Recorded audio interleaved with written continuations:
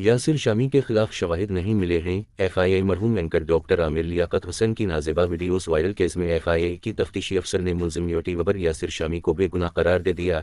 FIA ने मुकदमे का ज़िमनी चालान अदालत में पेश कर दिया। एफआईए के मुताबिक यासिर शामी के खिलाफ शवाहिद नहीं मिले हैं।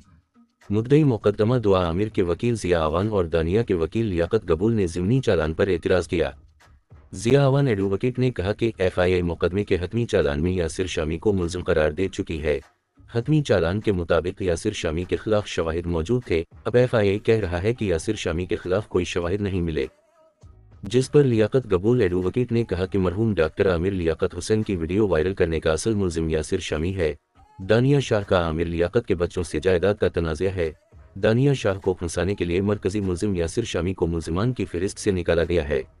अदालत ने एफआईए की तफ्तीशी अफसर को शोकाज नोटिस जारी कर दी। अदालत ने कहा कि मुकदमे में फर्द जुर्म आयद की जा चुकी है। अदालत ने केस की मजीद समाअत जून 27 तक मुलतवी कर दी।